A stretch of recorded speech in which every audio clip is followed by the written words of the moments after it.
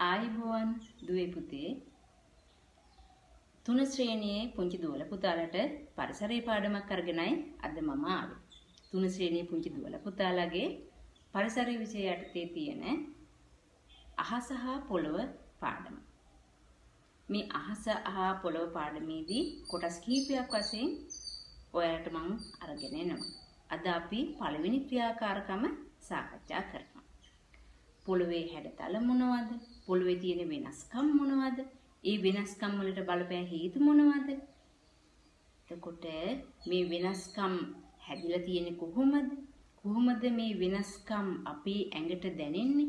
මේ වගේ ක්‍රියාකාරකම් අද දවසේදී මේ පාඩම යටතේ අපි සාකච්ඡා කරනවා. එහෙමනම් දුවේ පුතේ අපි පාඩමට යමු.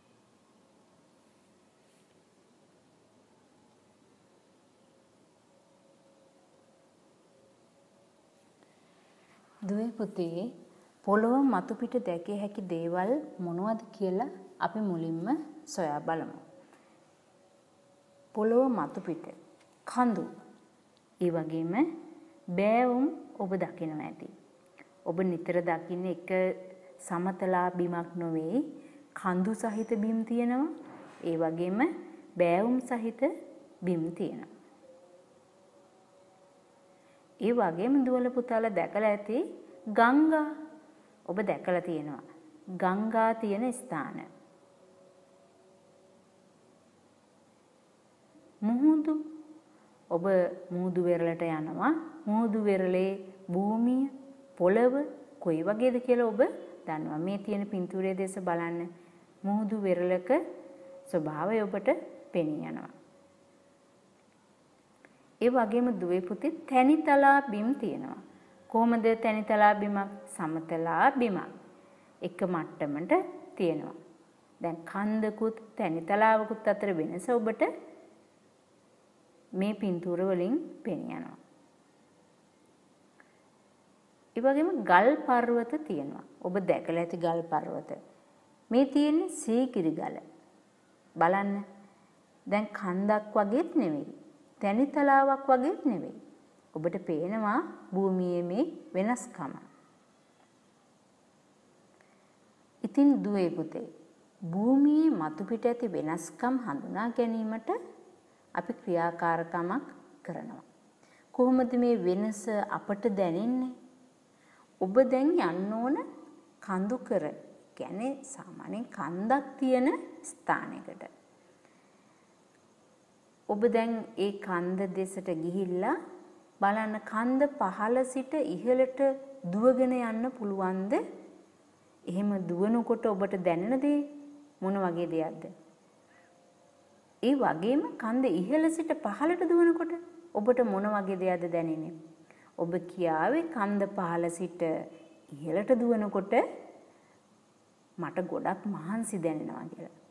ඒත් කන්ද ඉහළ සිට පහළට දුවනකොට ඒ තරම් මහන්සියක් දැනෙන්නේ නැහැ. ඒක පහසුයි. එතකොට මේ භූමියේ තියෙන වෙනස්කම නිසා තමයි අපට මේ ඇඟට දැනුණ වෙනස අපට දැනුනේ. දැන් අපි කන්දක් උඩට ගිහිල්ලා බෝලයක් පහළට පෙරලනවා. ඒ වගේම පහළ සිට ඉහළට පෙරලන්න උත්සාහ කරනවා. දැන් මේ දෙකේදී ඇතිවර වෙනස්කම මොන වගේද? ඉහළ සිට පහළට බෝලේ පෙරලෙන එක පහසුද? එහෙම නැත්නම් පහළ සිට ඉහළට පෙරලෙන එක පහසුද? ඔබ කියාවේ ඉහළ සිට පහළට පෙරලීම පහසුයි කියලා. ඇයි ඒකට හේතුව? ඒකට හේතුව මේ භූමියේ තියෙන වෙනස්කම. දැන් කන්ද ඉහළ සිට වතුර ටිකක් දැම්මොත් මොකද වෙන්නේ? කන්ද ඉහළ සිට පහළට ගලාගෙන බසී පහළට. එතකොට පහළ සිට ඉහළට වතුර ටිකක් දාන්න පුළුවන්ද? එහෙම ගලන්නේ නැහැ. ඇයි මේකට හේතුව? මේ භූමියේ තියෙන විෂමතාවය. භූමියේ තියෙන වෙනස්කම නිසා. දැන් ඔබ හඳුනාගත්තා මේ භූමියේ තියෙන වෙනස්කම කොහොමද අපට ඇඟට දැනෙන්නේ කියලා. මේ බලන්න. කඳු මුදුනේ සිට පහළට ගලා යන දිය ඇල්ලක්. දැන් දිය ඇල්ල පහළ සිට ඉහළට ගලනවද? නැහැ. ඉහළ සිට පහළට ගලා බසිනවා. ඉතින් දුවේ පුතේ භූමියේ විවිධත්වය ඇතිවීමට, ඒ කියන්නේ භූමියේ වෙනස්කමක් ඇතිවීම කෙරෙහි බලපාන සාධක, බලපාන කරුණු බොහොමයක් තියෙනවා. අපි බලමු දැන් මේ භූමියේ වෙනස්කමක් ඇති කරන සාධක මොනවද කියලා. ප්‍රධාන සාධකයක් තමයි වැස්ස. වැස්ස නිසා පස සෝදාගෙන යාම සිදු වෙනවා. පස සෝදාගෙන ගිහිල්ලා සමහර තැන්වල කාණු හැදෙන්න පුළුවන්. සමහර තැන්වල වලවල් හැදෙන්න පුළුවන්. ඒ වගේම දුවේ පුතේ මෙහිම පස සෝදාගෙන ගිහින් සවිමත් පස් තට්ටුව ඉතුරු වෙලා එතන වෙනස් හැඩයක් ගන්න පුළුවන්. ඒ වගේම නාය යාම් සිදුවන විට භූමියේ වෙනස්කම් ඇති වෙන්න පුළුවන්. ඔබට මේ පින්තූරයේ පෙන්නනවා ඉහළ සිට පහළට කන්දේ කොටසක් කඩාගෙන පහළට ගලනවා. මේ අවස්ථාවේදී මොකද වෙන්නේ? කන්දේ ඉහළ අර තිබුණ හැඩය වෙනස් වෙනවා. ඒ පස් ප්‍රමාණය කඩාගෙන පහළට ඇවිල්ලා තියෙනවා. දැන් පහළ මොකද වෙන්නේ? පහළ තිබුණ හැඩය වෙනස් කරනවා. අර පස් තට්ටුව ඔක්කොම ඇවිල්ලා පහළට එකතු වෙලා තියෙනවා.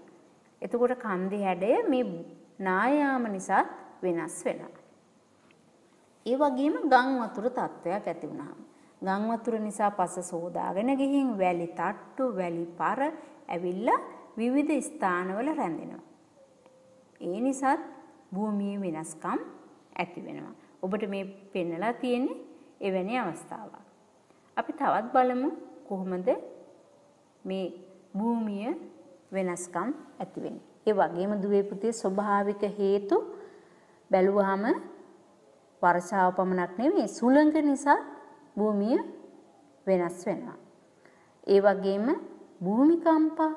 භූමිකම්පාවක් ඇති වුනහම පස පෙරලිලා ගිහිල්ලා විවිධ කාණු වගේ හැදෙන්න පුළුවන් නේද? පස ඉරිතලලා වෙනස්කම් ඇති කරන්න පුළුවන්. ඒ වගේම ගිනි කඳු වගේ දේවල් පුපුරා යාමේදී මේ භූමියේ වෙනස්කම් ඇති වෙනවා. අපේ රටේ නම් ගිනි කඳු වගේ ස්වභාවික විපත් ඇති වෙන්නේ නැහැ. අපේ රටේ විශේෂයෙන්ම භූමිය වෙනස් වෙන්නේ වර්ෂාව නිසා. ඒ වගේම සුළඟෙනුත් වෙනස්කම් ඇති කරන්න පුළුවන් අපේ රටේ. නාය යාම වගේ තත්ත්වයන් නිසා භූමිය වෙනස්කම් ඇති කරනවා. ඒ වගේම දුවේ පුතේ ඒ ස්වභාවික හේතුනේ අපි කතා කළේ. දැන් අපි කතා කරමු මිනිස් ක්‍රියාකාරකම්. මිනිස්සුන්ගේ ක්‍රියාකාරකම් නිසා භූමිය වෙනස් වන අවස්ථා. මේ ඔබට පෙන්වලා තියෙන එවැනි අවස්ථාවක්. ගොඩනැගිලි සෑදීම සඳහා මිනිස්සු භූමිය විවිධ ආකාරයට හැඩතල ඇති කරනවා. කොහොමද? රෝසර් ගෙනල්ලා, කණ්ඩි කපලා, කඳු කපලා, පස් ඉවත් කරලා සමතලා බිම් බවට පත් කරනවා. එවැනි ස්ථානයක් තමයි මේ ඔබට පෙන්වලා තියෙන්නේ. ඒ හේතු වෙනුත් භූමියේ වෙනස්කම් ඇති වෙනවා. ඒ වගේම විවිධ ඉදිකිරීම සඳහා එවැනි අවස්ථාවක් තමයි මේ. ඉදිකිරීම සඳහා භූමිය සමතලා බිමක් බවට පත් කරලා තියෙනවා. ඒ වගේම කඳු ප්‍රදේශ පස් පුරවලා සමතලා බිමක් හදන්නත් පුළුවන්. එහෙම නැත්නම් කන්ද කපලා තැනිතලාවක් සකස් කරගන්නත් පුළුවන්. ඒ කාර්යයන් දෙකේදීම භූමියේ වෙනස්කම් සිදු වෙනවා. ඒ වගේම ක්‍රීඩා පිටියක් ඉදිකිරීමේදී. එතකොටත් අපි කන්ද කපලා පස් සමතලා කරගන්නවා. ඒ අවස්ථාවේදී භූමිය වෙනස්කම් ඇති කරනවා. ඒ විතරක් නෙවෙයි දුවේ පුතේ. විවිධ වගා කටයුතු කිරීමේදී මේ භූමියේ වෙනස්කම් සිදු වෙනවා. බලන්න වී කුඹුරක් කඳුකර ප්‍රදේශයක වී කුඹුරු සකස් කිරීමේදී ලියදු අපි කියනවා ලියදි සකස් කර ගන්නවා. ඒ ලියදි සකස් කිරීමට කුඩා තරප්පි පෙළක් ආකාරයට තැනිතලා කොටස් සකස් කර ගන්න වෙනවා වී වගා කිරීම සඳහා. ඉතින් එවැනි අවස්ථාවකදී භූමියේ වෙනස්කමක් ඇති කරනවා. මේ ඔබට පෙන්වලා තියෙන එවැනි අවස්ථාවක්. ඒ වගේම තේ වගා කරන භූමියක් තමයි ඔබට මේ පෙන්වලා තියෙන්නේ. එතකොට තේ වගා කරන අවස්ථාව මේ භූමිය දිහා බලන්න ඔබ. මේ කන්දේ තියෙනවා නිම්න. කන්දේ ඉදිරියට නෙරාගෙන ආපු කොටස් තියෙනවා. ඒ වගේම ඇතුළට බහැපු කාණු වගේ කොටස් තියෙනවා. මේ වර්ෂාව නිසා කාලයක් තිස්සේ වැස්ස නිසා ඒ වැහිදිය ගලාගෙන ගිහිපු ප්‍රදේශ කාණු වගේ නිම්නයක් සකස් වෙලා තියෙනවා. එතකොට තද පාෂාණ කොටස් තියෙන ප්‍රදේශයේ ඉදිරියට නිරාගෙන ඇවිල්ලා පෙන්නලා තියෙනවා. එතකොට මෙන්න මේ භූමියේ වෙනස්කම තමයි ඔබට පේන්නේ. ඒ වගේම මිනිස් ක්‍රියාකාරකමක් නිසා මෙන්න මේ පාරක් කපලා තියෙනවා. මේ පාර කැපීම නිසා මේ භූමියේ වෙනස්කම් ඇති වෙලා තියෙනවා. මේ තවත් අවස්ථාවක් පාරවල් කපලා බලන්න සම්පූර්ණ කන්ද දෙපැත්තෙම ඉතුරු වෙලා තියෙනවා. මැදින් පාර කපාගෙන ගිහිල්ලා තියෙනවා. මේ අවස්ථා දෙකේදීම භූමියේ වෙනස්කම් ඇති වෙලා ඔබට පේනවා.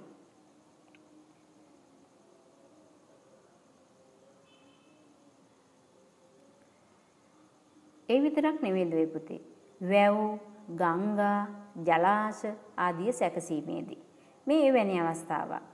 අතීතයේ සිටම ශ්‍රී ලංකාවේ නම් වැව් පොකුණු සකස් කළා. මෙවැනි අවස්ථාවලදී විශාල කඳු දෙකක් අතර ප්‍රදේශයේ බැම්මක් බැඳලා සකස් කරගත්ත වැවේ වතුර පුරව ගන්නවා. එතකොට භූමියේ වෙනස්කම ඇති වෙනවා. එවැනි අවස්ථාවක් තමයි මේ ඔබ දකින්නේ. ඒ වගේම දුවේ පුතේ පතල් කැපීම. පතල් කැපීමේදී විශාල වශයෙන් භූමියේ වෙනස්කම් ඇති කරනවා. මෙන්න මේ එවැනි අවස්ථාවක්. පතලක් හාරලා ඒ පස් ඉවත් කරපු අවස්ථාව. එතකොට මේ අවස්ථාවේදී විශාල වශයෙන්ම භූමියේ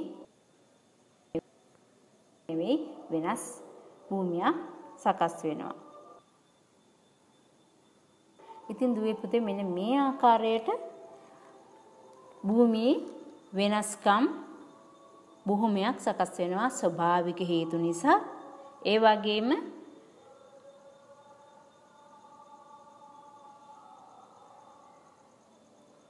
මිනිස් ක්‍රියාකාරකම් නිසා භූමියේ වෙනස්කම් ඇති වෙනවා.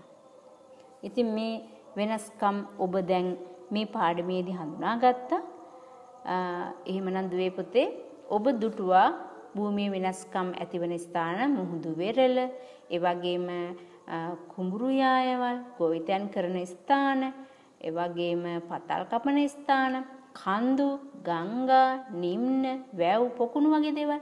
මෙන්න මේ අවස්ථාවන් එකතු කරගෙන පුතාලට පුළුවන් ආකෘතියක් නිර්මාණය කරන්න. කොහොමද ආකෘතියක් නිර්මාණය කරන්නේ? ඔබට පුළුවන් ඍජු ෆෝම් යොදා ගන්න පුළුවන්. මැටි යොදා ගන්න පුළුවන්. එහෙම නැත්නම් පුළුන් වැනි ද්‍රව්‍ය යොදාගෙන ඔබට පුළුවන් අලංකාර ආකෘතියක් නිර්මාණය කරන්න.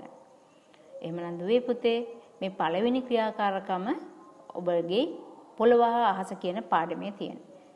ඔබට පුළුවන් මේ නිර්මාණය සකස් කරලා තියන්න.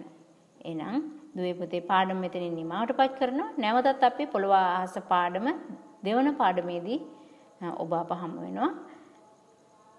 සියලු දෙනාටම සුබ දවසක්. ආයුබෝවන්.